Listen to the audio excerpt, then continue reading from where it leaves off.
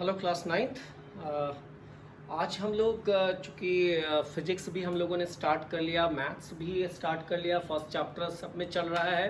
तो आज हम लोग केमिस्ट्री भी स्टार्ट करने जा रहे हैं बच्चों। क्लास नाइन्थ में बेसिकली आपको मैं बता दूं कि क्लास नाइन्थ में केमिस्ट्री में थोड़ा सा इंटरेस्ट पहले मैं आपको बता दूं कि ताकि आपको केमिस्ट्री हार्ड ना लगे। तो बच्चों केमिस्ट्री में आपको बेसिकली 4 चैप्टर्स मिलेंगे। नाइन्थ क्लास में 4 चैप्टर्स मिलेगा। एक सबसे पहला जो चैप्टर है हमारा that is matter in our surroundings. Matter in our surroundings, matter in our surroundings. उसके बाद आपका मिलता है that is matter pure and impure. Is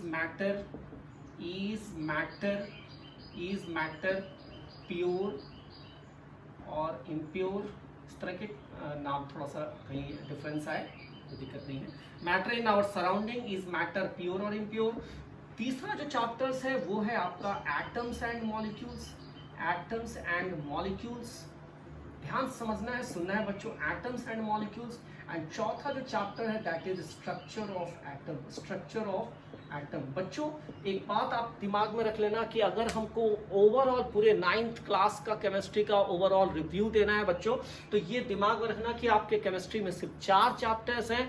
लेकिन अगर इसको देखा जाए तो क्या हमारे लिए ये 4 चैप्टर कैसे इंपॉर्टेंट है ये दिमाग में रखना है। तो बच्चों बेसिकली दिमाग में रखना है कि ये जो दोनों चीजें हैं ये दोनों आपका आउटसाइड यानी आउटसाइड स्टोरी है। ये आउटसाइड स्टोरी है और ये समझिए ये दोनों चैप्टर आपका इनसाइड स्टोरी है।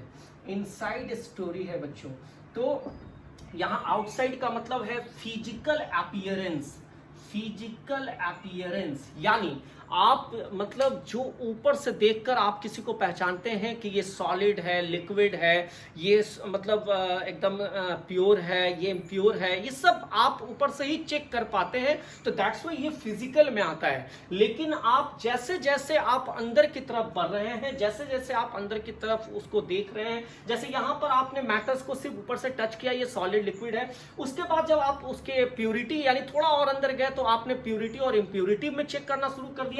जब आप ये जानना चाहे कि भाई आखिर ये सब में एटम्स है, सब में एटम्स ही है, एटम से ही सब चीज से बना हुआ है, तो फिर आखिर ये प्योर और इम्प्योर कैसे हो जा रहा है। तो इन सब चीजों को जानने के लिए जब आप उसके अंदर घुसे तो आप एटम्स एंड मॉलिक्यूल्स में आ गए और उसके अंदर जब गए that is structure of atom कि भाई एटम भी ऐसा तो नहीं है कि सिर्फ एटम ही सबसे छोटा है, क्या उसके अंदर की भी कोई स्टोरी है या नहीं।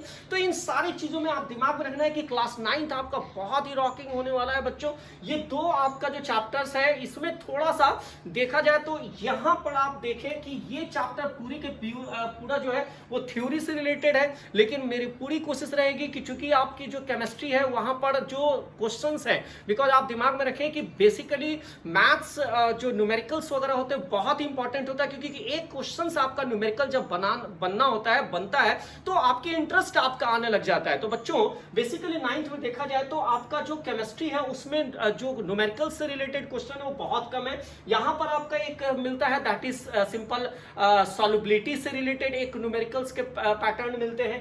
एटम्स एंड मॉलिक्यूल्स में भी आपका एक सबसे इंपॉर्टेंट पार्ट 9th में डाला हुआ दैट इज मोल्स। हाँ, तो मोल बहुत इंपॉर्टेंट पार्ट होता है। स्ट्रक्चर ऑफ एटम्स में अगर देखा जाए तो वहां पर भी न्यूमेरिकल्स आने की संभावना है। लेकिन बेसिकली ये 2 ही चीज ऐसा है जहां पर न्यूमेरिकल्स देखने को मिलता है, एक आपका सॉल्युबिलिटी और यहां पर आपका मोल। तो लेकिन मेरी पूरी कोशिश रहेगी बच्चों कि यहां पर आपके चारों चैप्टर्स में हर चैप्टर्स में आपको न्यूमेरिकल्स भी दिखलाया जाए ताकि आपको आपके उस चैप्टर से रिलेट कर पाए। बिकॉज जब न्यूमेरिकल बनाते हैं तो आप उसको फील करते हैं कि अगर हम कोई भी क्वेश्चन ऐसा हम बनाते हैं तो आपको डायरेक्टली फील करते हैं कि भाई ऐसा हो सकता है क्या। न्यूमेरिकल से डायरेक्टली इंसान फील करता है, रिलेट करता है बच्चों। तो यहां पर आपका मैटर इन सराउंडिंग है, ये 4 चैप्टर्स हैं। यहाँ पे 2 चैप्टर्स आपके फर्स्ट टर्म्स यानी आप कह सकते हैं 2 टर्म में अगर क्लासिफिकेशन होगा मतलब आपके एग्जाम्स के, तो ये 2 चैप्टर्स आपके होंगे लास्ट में जो आपका जो चैप्टर्स होगा। लेकिन अगर हम ओवरऑल चारों चैप्टर का देखें तो इस दोनों में थोड़ा सा आपका मतलब कह सकते हैं कि मन लगना जो होता है वो, चूंकि आप बहुत ही ज़्यादा पढ़ते हैं, लिखने का जो होता है वो बहुत ज़्यादा थ्योरेटिकल पार्ट होता है, तो जिसके कारण उसमें बोरिंग होती है। लेकिन यहाँ पे आपको बहुत, ये दो जो चैप्टर है बच्चों, ये समझिए कि 9th में आपका जो सबसे बड़ा चैप्टर है, सबसे इंपॉर्टेंट चैप्टर है, जो अब साइंस में जब तक आप रहेंगे तब तक आपको अगर मतलब हेल्प करेगा, आपको मदद करेगा, तो वो ये दो चैप्टर है, बहुत ही इंपॉर्टेंट चैप्टर है बच्चों। तो इन दोनों चैप्टर को हम लोग जरूर करेंगे। और आज जो हम लोग स्टार्ट करने जा रहे हैं बच्चों, वो मैंने अभी एक वीडियो अपलोड किया है। अगर आप केमिस्ट्री के बारे में जानना चाहते हैं, केमिस्ट्री के कितने पार्ट्स हैं, केमिस्ट्री के कितने सारे ब्रांचेस हैं, तो केमिस्ट्री की पूरी जो चीजें हैं वो जानना चाहते हैं, तो हमने वीडियो अपलोड किया, वो जरूर देखें। आज हम लोग डायरेक्ट स्टार्ट करने जा रहे हैं बच्चों मैटर्स के बारे में, मैटर्स की क्लासिफिकेशन। आज हम आपको छोटा वीडियो बनाएंगे, हाँ कंटेंट डालते हैं और ज्यादा से ज्यादा वीडियो हम आपको अपलोड करेंगे बच्चों। तो यहाँ पे हम स्टार्ट कर रहे हैं, दैट इज मैटर्स के बारे में, यानी मैटर्स के पूरी तरह से हम आपको क्लासिफिकेशन आज आपको बता दें, ताकि आपको ये दोनों चैप्टर्स जो है, जो स्टार्टिंग का जो दो चैप्टर है, वो दोनों को रिलेट हम आपको कर दें मैटर्स में बच्चों। चलिए यहाँ पे स्टार्ट करते हैं मैटर। मैटर में बच्चों एक बात दिमाग में रख लेना कि मैटर में दो क्लासिफिकेशन है। एक है बच्चों on the basis of physical property, on the basis of physical properties, और एक है on the basis of chemical और एटॉमिक अरेंजमेंट भी कह सकते हैं, एटॉमिक प्रॉपर्टी, केमिकल और एटॉमिक प्रॉपर्टी। तो यहाँ पे आपको दो क्लासिफिकेशन है, on the basis of physical and on the basis of chemical और एटॉमिक प्रॉपर्टी। तो on the basis of physical में बच्चों यहाँ पर ये फर्स्ट चैप्टर है आपका, जो आपको फर्स्ट चैप्टर में पढ़ना है। एक जो हम लोग जानते हैं दैट इज सॉलिड, दूसरा आपका बच्चों लिक्विड, एंड तीसरा आपका बच्चों गैस। मैंने आपको बताया था कि 9th बहुत आसान क्लास नहीं है, इसकी गहराई बहुत ज्यादा है, इसकी गहराई बहुत ज्यादा है बच्चों। तो अभी तक आपने जाना था सॉलिड, लिक्विड एंड गैस। तो बच्चों अब आपको दो और नया चीज 9th में इंट्रोड्यूस होगा कि गैस के भी आगे अगर हम जाते हैं तो वहां पर एक और आपका मतलब फिजिकल के आधार पर, फिजिकल प्रॉपर्टी के आधार पर आपका एक और स्टेट्स आता है, दैट इज प्लाज्मा, गैस के बाद। यानी ये आप समझिए, एक यहां पे मैं डॉट लाइन क्यों दिया ये भी मैं आपको बताऊंगा। और सॉलिड से नीचे की बात अगर करें, यानी सॉलिड से पहले भी अगर कोई है तो दैट इज बीईसी, यानी बोस आइंस्टीन कंडेंसेट। यानी अगर आपसे कोई पूछता है कि फिजिकल प्रॉपर्टी के आधार पर मैटर कितने तरीके से बांटे गए हैं बच्चों, तो हम डॉट में आपको दो लिखे, लेकिन जो परमानेंट लिखे that is solid, liquid and gas. मैंने आपको बताया था कि solid, liquid and gas he main हमारा क्लासिफिकेशन है, सॉलिड, लिक्विड एंड गैस। क्यों? बिकॉज आप अपने चारों तरफ अगर देखा जाए तो आपके रोज डे में, यानी आपके ज्यादातर जो लाइफ, जो डेली लाइफ है, उसमें आपके तीन ही स्टेट दिखाई देते हैं, सॉलिड, लिक्विड एंड गैस। यानी ये जो दोनों स्टेट हैं, ये दोनों स्टेट पाए गए हैं, इस पर डिस्कवरी हुई है, लेकिन यह दोनों ही स्टेट आपके रोज के, मतलब आपके डेली लाइफ में इसके एग्जाम्पल्स ज्यादा नहीं देखने को मिलते हैं, जिसके कारण से इनकी स्टडी भी अभी तक थोड़ी बहुत अधूरी रखी गई है। लेकिन आप जान लें कि अगर फिजिकल स्टेट के बात किया जाए तो यहाँ पे 5 नाम हमको आप बताना होगा, दैट इज एक BEC, Bose Einstein condensate. Bose Einstein इसलिए बिकॉज यहाँ पे दो साइंटिस्ट ने मिलकर के यहाँ पर इस पे सोच किया था, दैट इज बोस एक थे और एक आइंस्टीन। तो बोस आइंस्टीन कंडेंसेट और एक है आपका प्लाज्मा। तो ये तीन चीजें हैं सामने बच्चों। और यहाँ पर ये थोड़ा सा, ये फर्स्ट चैप्टर है बच्चों, एक तरह समझिए कि हमारे फर्स्ट चैप्टर में इसी पर सबसे ज्यादा बातें करनी है। उसके बाद on the basis of chemical property में जाएंगे तो थोड़ी सी बातें अब अलग अलग होने लगेंगी। तो यहाँ पे देखा जाए तो केमिकल प्रॉपर्टीज पे अगर हम लोग बात करें तो फिर यहाँ पे हम लोग बांट देते हैं, दैट इज प्योर और एक तरफ इम्प्योर, प्योर और एक तरफ इम्प्योर। प्योर में बात करें बच्चों तो यहाँ पे आ जाता है एलिमेंट, एलिमेंट और कंपाउंड, एलिमेंट और कंपाउंड, ये प्योर होता है बच्चों।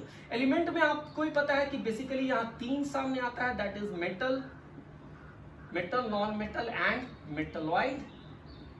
कंपाउंड्स में भी 2 अगर हम लोग देखा जाए बच्चों तो यहाँ पर एक होता है that is organic, organic and inorganic compounds में। उसके बाद इम्प्योर में बच्चों एक चीज आता है दैट इज मिक्सचर, क्या होता है बच्चों? मिक्सचर। मिक्सचर में बच्चों बहुत है क्लासिफिकेशन, एक है होमोजेनस, दूसरा है आपका हेट्रोजेनस। बच्चों होमोजेनस में फिर एक आता है दैट इज सॉल्यूशन, और हेट्रोजेनस में, चूंकि बोर्ड छोटा पड़ रहा है तो हेट्रोजेनस में आपका दो क्लासिफिकेशन आता है। फिर हेट्रोजेनस में दो आपका आता है, एक आता है that is suspension and colloids. फिर कोलाइड्स में फिर दो आ जाते हैं, तीन आ जाता है बच्चों, एसोसिएटेड कोलाइड्स, मैक्रोकोलाइड्स और माइक्रोकोलाइड। तो बच्चों इस तरह की क्लासिफिकेशन, और ये जो पार्ट है ये हमारा आपका सेकंड चैप्टर है। सेकंड चैप्टर में हमें इसी पर यानी प्योरिटी और इम्प्योरिटी पर ही डिसाइड करना है। तो बेसिकली आप समझिए कि जो फर्स्ट चैप्टर है वहां पर आपको सॉलिड, लिक्विड एंड गैस के बारे में बच्चों बताना है, उसकी प्रॉपर्टीज में हम लोग कैसे किसी को क्लासिफाई करें कि ये सॉलिड है। जैसे हमारे घर में जो रखा हुआ टेबल है वो सॉलिड है या नहीं है, इसके किस आधार पर हम कहेंगे कि नहीं ये जो टेबल है, ये बुक है, ये सॉलिड है। हाँ, जो हम लोग पानी पीते हैं वो लिक्विड है, सोडा वाटर जो है वो लिक्विड है, ये कैसे हम निर्धारण कैसे करेंगे? तो इस सब के अंदर जाकर के आपको पता करना है कि what are the characteristics of the solid, liquid and gas. On that basis we can just classify as a substances what we are just seeing around us as a solid, liquid and gas. कैसे हम classify करेंगे कि कौन solid है, कौन liquid है, कौन gas है? तो इन सारे प्रॉपर्टीज इस चैप्टर में हमें पढ़ना है, मैटर्स के बारे में। उसके बाद अगर देखा जाए बच्चों तो यहाँ पर हमें इंपॉर्टेंस भी है, जैसे गैस के बारे में बहुत ज़्यादा इसमें स्टडी करना पड़ सकता है हमें। इस चैप्टर में गैस पर थोड़ा ज़्यादा आपको फोकस किया जाएगा। तो यहाँ पर सॉलिड, लिक्विड एंड गैस में इन सारे चीज़ों को हम लोग को क्लासिफाई करना है। और मैटर के बारे में बेसिकली आपको जानना है। मैटर के भी बहुत सारे प्रॉपर्टीज होते हैं बच्चों। तो इस तरह आप पहले इस सारे क्लासिफिकेशंस को देखें, और ये आज हमारा थोड़ा सा इंट्रोडक्शंस के रूप में ये एक चैप्टर मैंने स्टार्ट किया है। तो पहले हमारी रिक्वेस्ट आप सबसे है कि आप मैटर्स चैप्टर स्टार्ट कर लें। मैटर जो एनसीईआरटी की बुक्स है आपके पास, उसे एकदम से लाइन बाय लाइन पढ़ें, अंडरलाइन कर लें, और तब हमारे वीडियो को देखें ताकि आपकी प्रॉब्लम का सॉल्यूशन मिल पा रहा है या नहीं। तब आप अगर नहीं मिल पा रहा है तो आप हमारे कमेंट सेक्शन में वो प्रॉब्लम लिखें। दूसरी बात है कि जब आप उस एनसीईआरटी से पढ़ेंगे, बहुत सारे बच्चे हैं जिनके पास एनसीईआरटी की बुक नहीं है, तो आप ऑनलाइन पीडीएफ फाइल डाउनलोड करें ताकि आप उसको पढ़ सकें। ओके बच्चों, तो निश्चित पढ़ें, और मैं अगले वीडियो में आपको इससे आगे अब मूव करेंगे, मैटर्स पे हम लोग स्टार्ट करेंगे बच्चों। Okay, have a nice day, stay safe, stay at home. Thank you बच्चों, हैव अ नाइस डे।